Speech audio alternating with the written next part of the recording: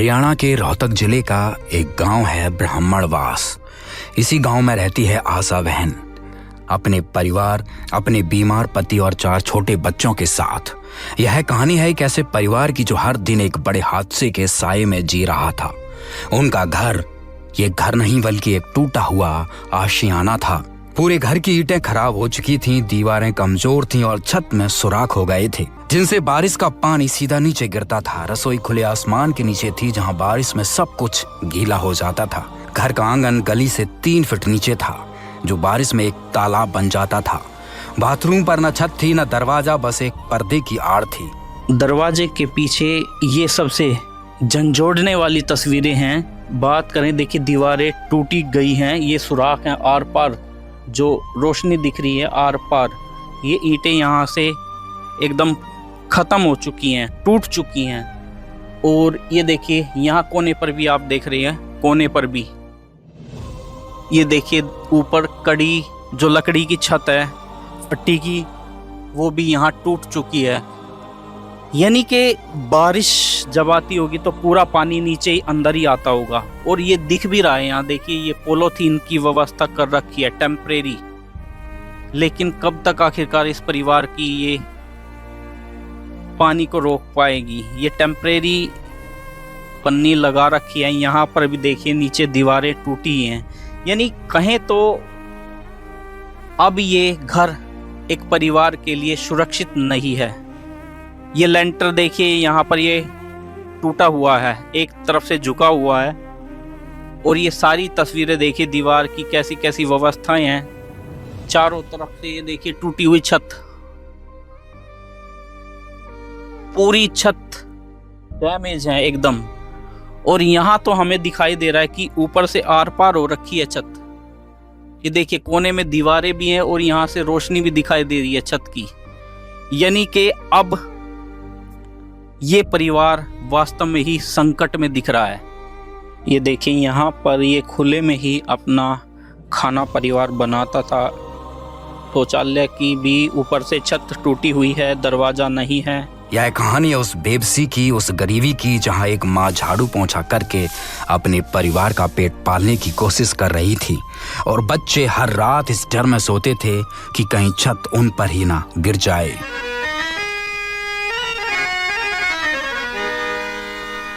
चाहे लाख करो तुम पूजा,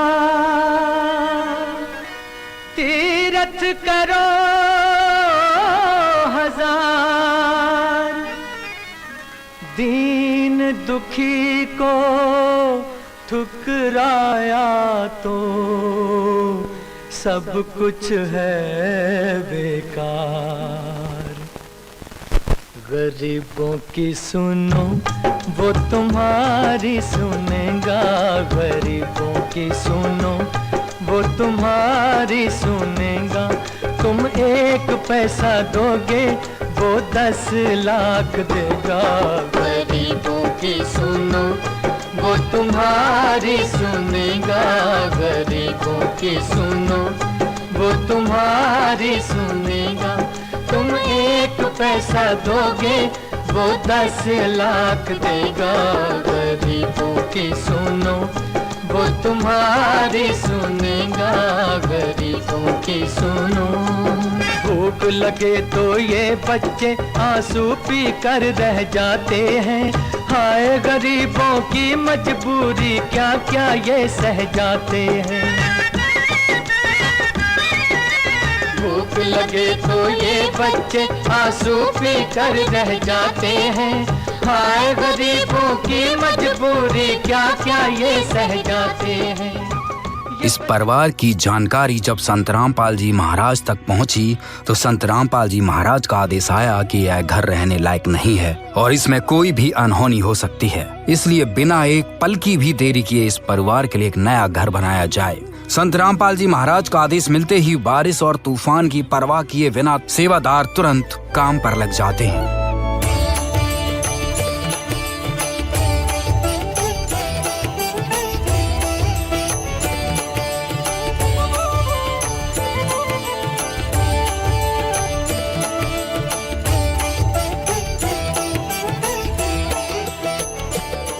यह किसी चमत्कार से कम नहीं था। जिस मकान को बनाने में आमतौर पर 6 महीने से साल भर लग जाता है, उसे संत रामपाल जी महाराज ने मात्र 15 से 20 दिनों में खड़ा कर दिया। सेवादार दिन रात 15-16 घंटे बिना थके काम कर रहे। इस मकान का निर्माण कब शुरू हुआ था? ये हुआ था 1 तारीख को। 1 जुलाई को? हाँ, 1 जुलाई से। 1 जुलाई से हुआ तो आज 13 जुलाई है। 13 दिन में लगभग पूरा मकान लगभग बना दिया, छत रह रही है। वही समझ में नहीं आ रहा, लोग भी अचरज हैं कि इतनी जल्दी मकान बन कैसे रहा है। हाँ जी, यही का हम लोगों को कोई पता नहीं। हम तो जीव संज्ञा में आते, इसका हमको कोई राज का पता नहीं। हमको सेवा दी थी, अब पता नहीं रात दिन थकते भी नहीं, बहुत सेवा चलती रहती है। हम लोग सुबह 9:30-10 बजे आ जाते हैं, 10 बजे 11 बजे तक होता है सेवा, मगर हम लोग थकते नहीं। सुबह से लग जाते हैं मालिक की सेवा में। बहुत जल्दी कमरा बन रहा है, इतना जल्दी हमने कभी नहीं देखा था कमरा बनते हुए। थकान भी नहीं होती है? थकान भी नहीं होती है। नहीं होती थकान तो 10 बजे रात तक मालिक की दया से करते हैं और कोई थकान नहीं। यहाँ सिर्फ ईंटें नहीं जोड़ी जा रही थीं, बल्कि एक परिवार की बिखरी हुई जिंदगी जोड़ी जा रही थी।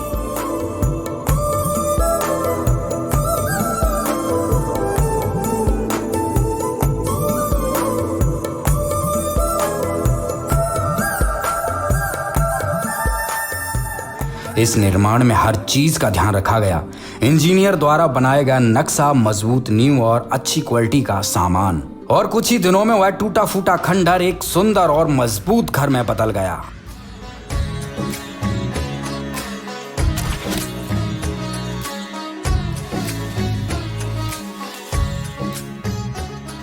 बाहर एक 4 फीट का लोहे का मजबूत गेट लगाया गया है।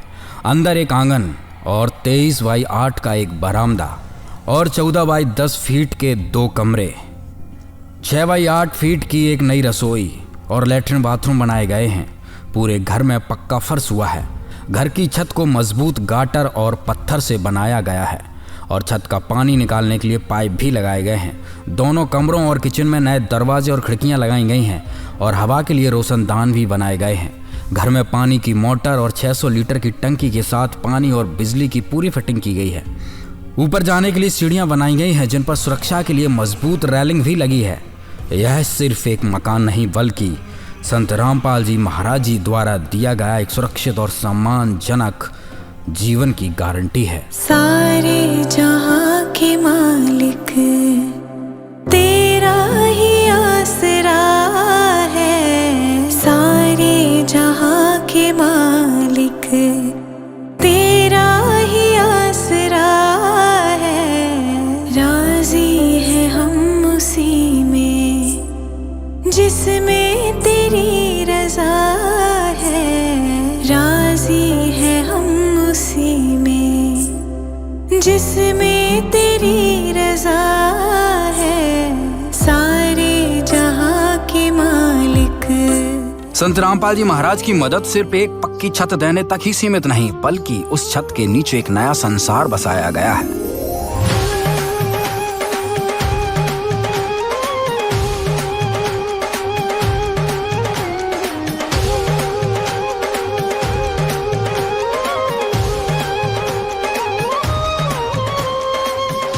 इस परिवार को घर गृहस्थी का हर जरूरी सामान दिया गया।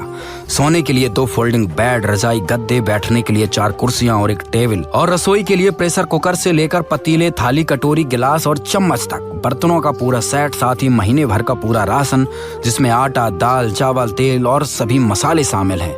यह इस बात का सबूत है कि परमात्मा आज धरती पर विद्यमान है।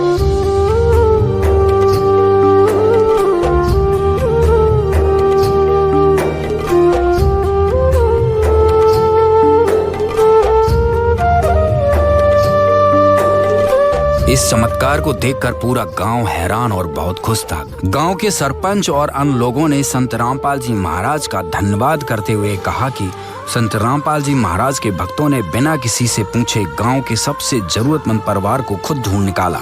इस निस्वार्थ सेवा को देखकर गांव वालों में इतनी श्रद्धा जागी है कि वे खुद संत रामपाल जी महाराज के आश्रम में जाने की तैयारी कर रहे हैं। हमारी स्थिति बहुत ही बुरी थी और बहुत ही हालत खराब के घर पे।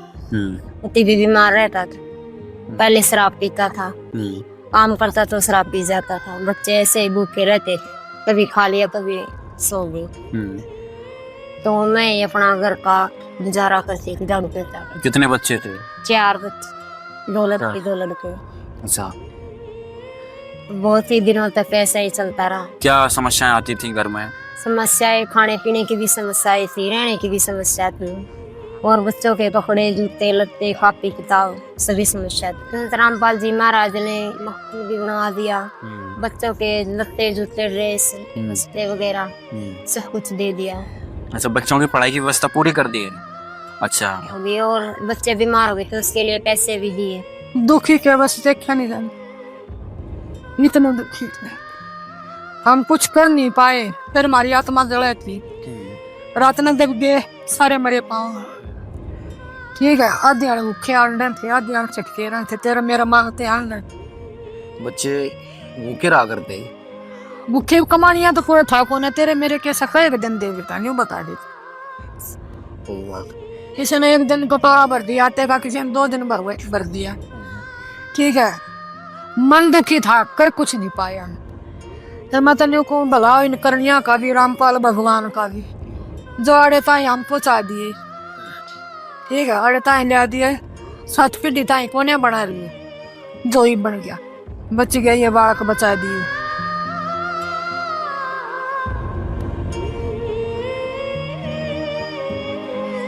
ऐसे दुख गए हैं बस, छट्टी में ले बैठे हैं, फिर रोए तभी के बनाए।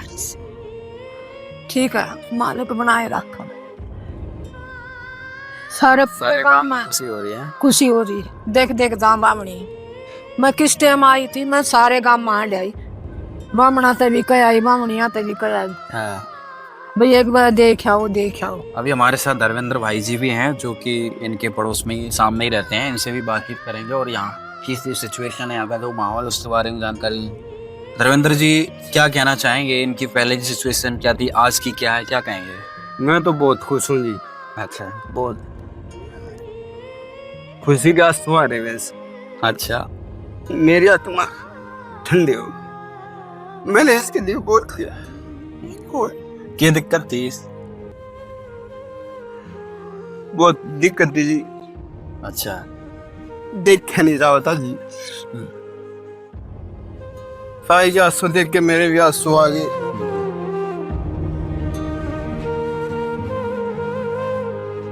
बच्चे पहले भूखे भी रहते थे जी, मैं कहता था बेबे तेरे पास नहीं, मेरे घर से ले जा, बच्चे भूखे नहीं रहने चाहिए। जो मेरे साथ जो हम खाते थे वही खिलाते थे इनको भी। अच्छा, हाँ, मेरे घरवाले से कहता था मैं बच्चे भूखे नहीं रहने चाहिए, पैसे की दिक्कत होती है, मैं पैसे दे देता जी इनको। ठीक है, मैं तो बहुत खुश हूँ जी, बहुत अच्छा मकान बना दिया माँ जी ने, बहुत खुशी हो रही है जी। तेरी रहमतों का दरिया, आजा तेरी रहमतों का दरिया, आजा तेरी रहमतों का दरिया, आजा तेरी रहमतों का दरिया, आजा तेरी रहमतों का दरिया, सरे आम चल रहा है।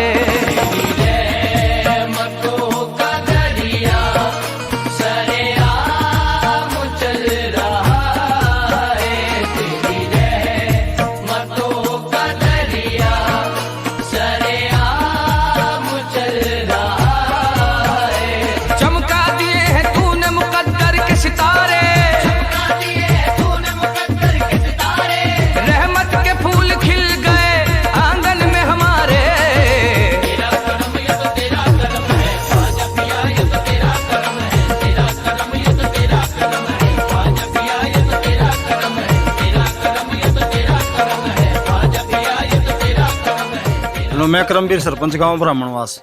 यह आशा हमारे गांव की लड़की है जी, इसका पिताजी का नाम प्रसाद है और ये बहुत ही गरीब हालत में थी, तो शायद ये मकान ना होता था, अब की बार ये दबी जाते।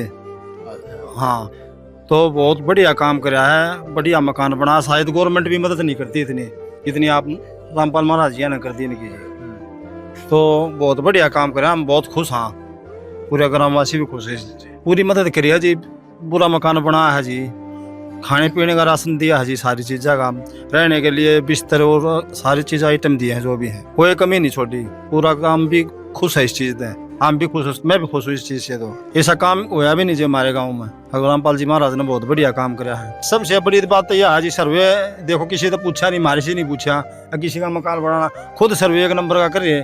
सबसे गरीब गाँव में आशा लड़की थी, या सबसे गरीब थी गाँव में, या हाँ सर्वे देखो नहीं या बात देखो ना, सबसे गरीब लड़की तो ही ना पूरा सहयोग करे आप। ये बहुत बढ़िया घना कुछ है जी। हमको हमारे पड़ोस में नजदीक ही है हम। हाँ, रास्ता भी ब्लॉक नहीं होना चाहिए इन्होंने। मैं कई मकान देखे हैं, आपको रास्ता नहीं मिलेगा कहीं जाने के लिए, एक आदमी परेशानी हो रास्ते की वजह से। सर क्या नाम है आपका? मेरा नाम जय भगवान है, गांव ब्राह्मणवास का निवासी हूँ और दिल्ली पुलिस से रिटायर्ड एएसआई हूँ।